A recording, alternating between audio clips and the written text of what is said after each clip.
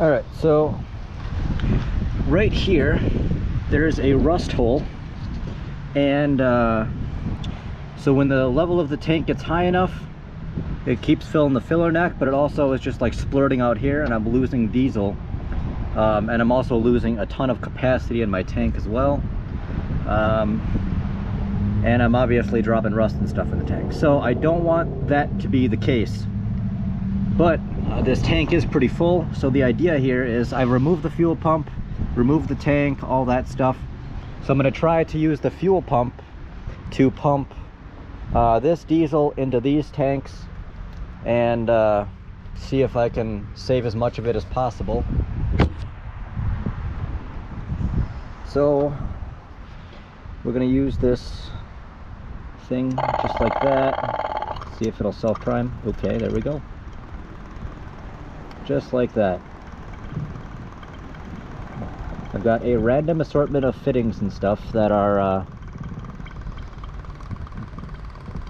it's not really designed to be used in this way, but it's gonna work. Diesel is too expensive to not save it.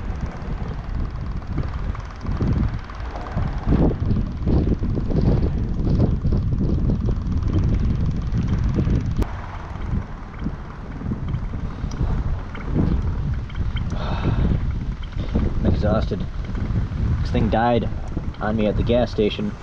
Spent an hour messing around with it in the heat trying to get it running. Finally got it to pop, and it was aggravatingly frustrating to try to get this thing back in rush hour because I didn't know if it was going to die or not.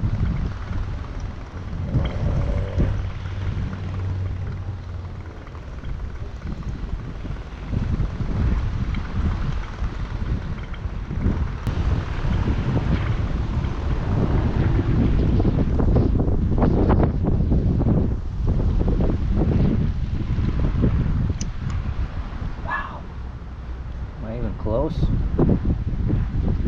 Jeez, this thing does not pump fast at all.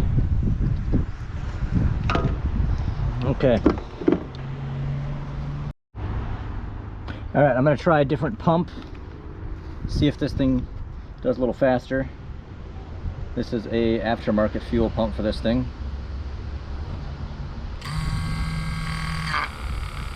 Oh wow. That seems to be considerably more flow and considerably more pressure, which it should be. That's what it said.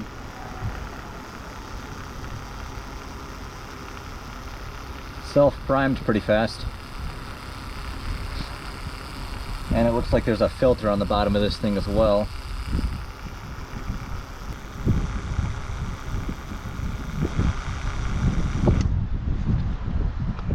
Alright, there's one. Now these are technically gas containers, but hey, fuel's fuel. I'm using them for diesel.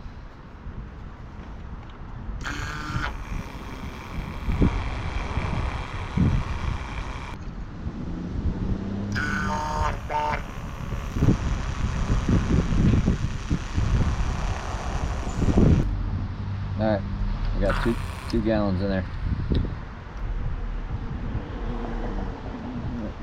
Hopefully, let's see. There's still quite a bit of diesel in there. So I don't know what I'm gonna do with it. Can't really dump it out. That's not the right thing to do. And if you're missing the spout, just use a plastic bag.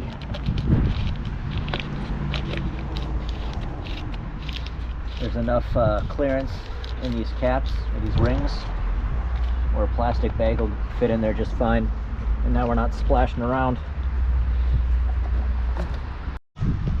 Alright, so for that giant hole in the tank, I filled it in with steel stick, that two-part, bush it together and jam it in there stuff, and that's basically filled it up. And then I put another layer of JB Weld, just two-part mix over that to help seal up any little pinholes or cracks or any areas that I just might not have filled up.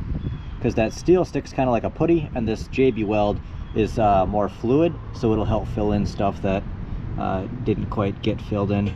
So this should be good. It'll be dry by morning, and I think this should hold the diesel in, and then I'll actually have that much more capacity all the way through the filler neck to get stuff in there. This was a little long. It was jammed right up against the frame, so the vent tube was kind of kinked, so I cut it a little bit shorter so the vent tube will actually be able to have an arc instead of just go into the frame and kink. So that'll help with filling. And then I mounted the external aftermarket pump on the frame, so hopefully I can just somehow get this thing back in there and maybe it'll run. All right, so I've got that main that other pump in, the better, faster, whatever one. It's actually installed on the frame. The factory one is right here. This is actually like a week old. I just warrantied it because the other one burned out. So I've got these covered so nothing falls in there. The main filler neck, I put a plastic bag over to put the original clamp back on it so nothing falls in there and I don't lose the clamp.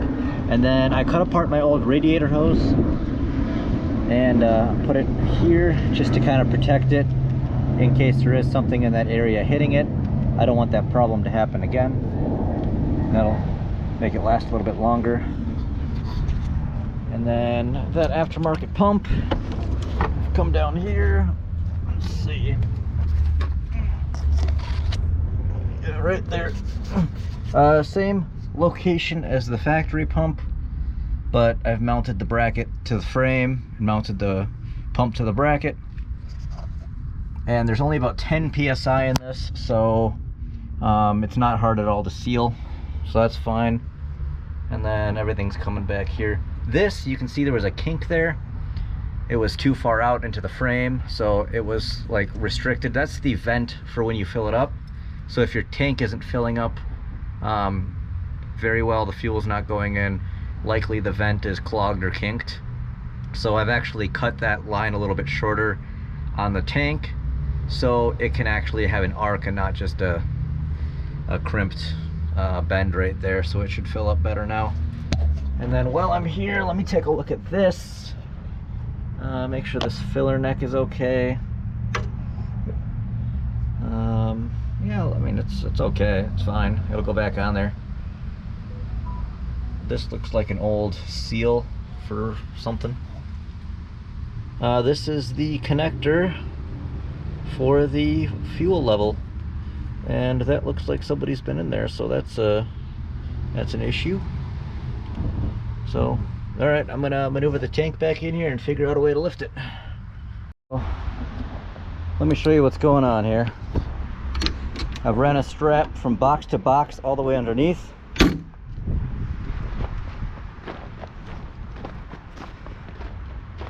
So that way I can actually ratchet up on this to lift the tank and use the jack to readjust and save my progress. And I can add another strap. I have two of these exact same straps, same length, everything. I can add another one back there, and I can really fine-tune my progress here. So you can see as I crank on that, it goes up, but I don't want to go up all the way. I want to go up a little bit so I can connect all the lines, and then I can go up the rest of the way and then tweak it into position.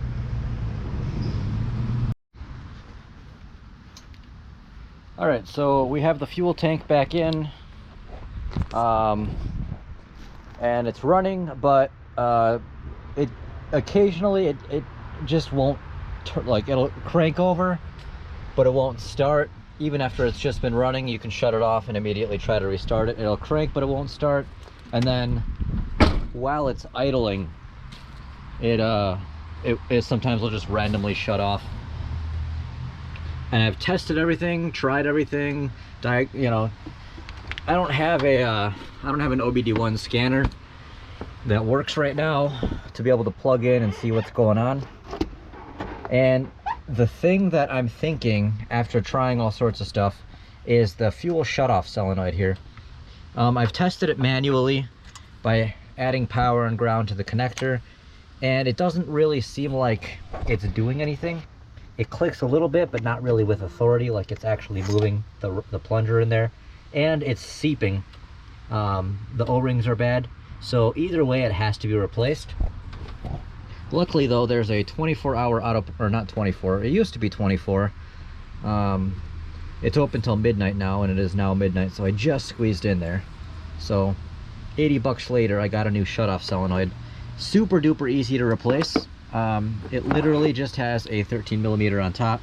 You unscrew it and you screw the new one in, and then this this plug will just twist around with it. These are pretty common connectors on these GMs, so sometimes it's good to just snip it and save the connector in case you burn one or something happens. Oh,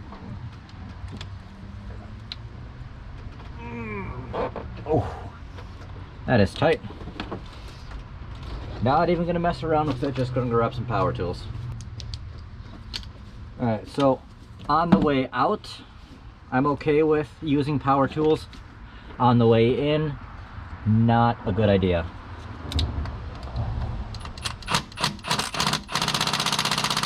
Oh yeah, I put this thing down to 1 to... Okay. Oops.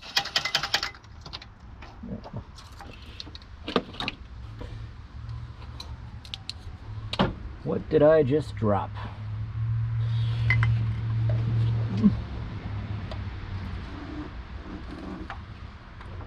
A spring. Spring right there. Okay.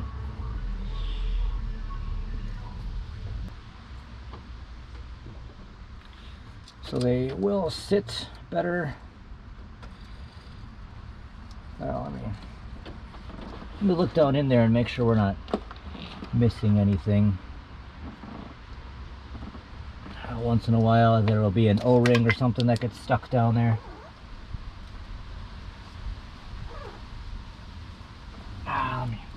Better clean that out.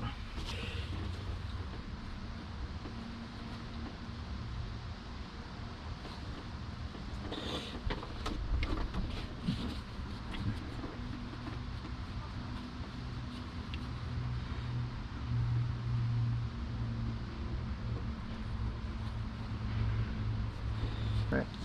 And then when we install this, we're just going to put it in straight and screw it down, and then we have to make sure to have the harness follow, because it's going to twist around with the unit.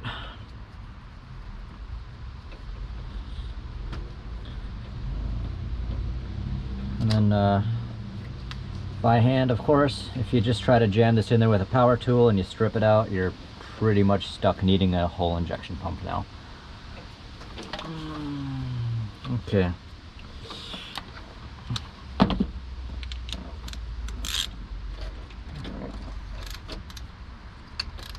Alright, it's on there, and I'm just gonna snug. Okay, that one's solid. It's not moving, it's solid, it's firm. This one, when it was all the way snug, it was actually jiggling a little bit. So this outer shell here wasn't actually, you know, there's just something wrong with it. It was old, worn out, whatever. Hopefully this will do it. But either way, there's a new solenoid on here now. So now we just got to plug it in. I'm just curious to see how much this moves with power applied to it. And it's out of the motor. It is cooler. It is possible that the coil fails in here when it gets warm. But it is moving.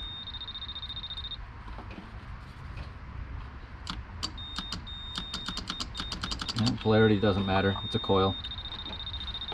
So it is moving, but the O-ring on here wasn't sealing. So I probably could have put a new O-ring on there. But it is possible that this thing is failing when it warms up though.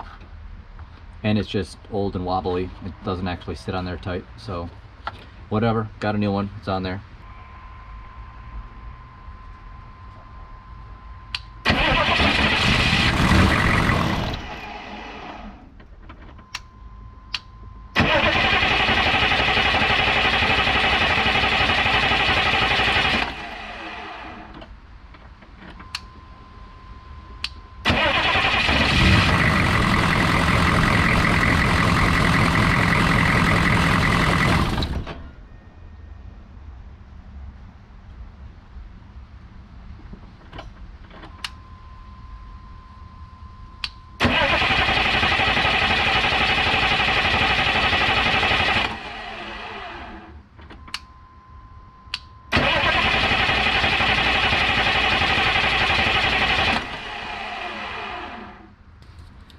So I'm not entirely convinced that helped, but I did introduce a giant air bubble into here, so there is that.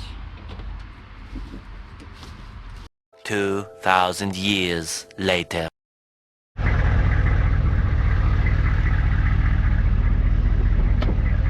All right.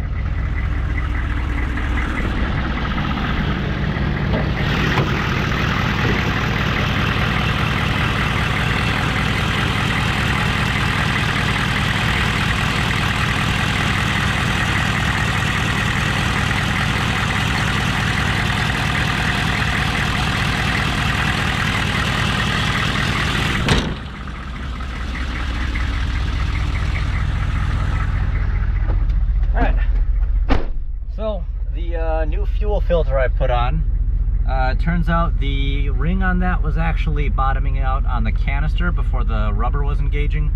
So basically it was sucking in air, and once it got that air pocket, it would shove it through the injection pump and shut it off.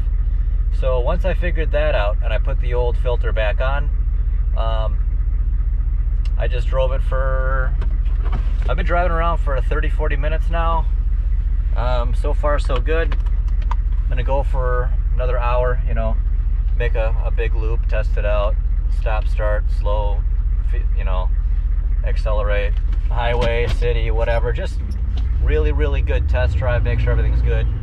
But I think we're okay. The squeaking you hear is my power steering pump. I am out of power steering fluid right now. There's a leak in it and I have to fix it. I have a new power steering pump, so I'm not terribly worried about the old one. I just have to do it.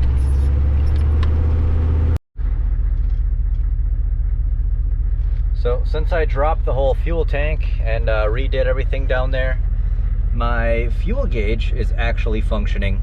So I have, it'll fluctuate a little bit up and down as I go like over hills, as the truck's at a different angle, if I take a sharp corner and it splashes around in there.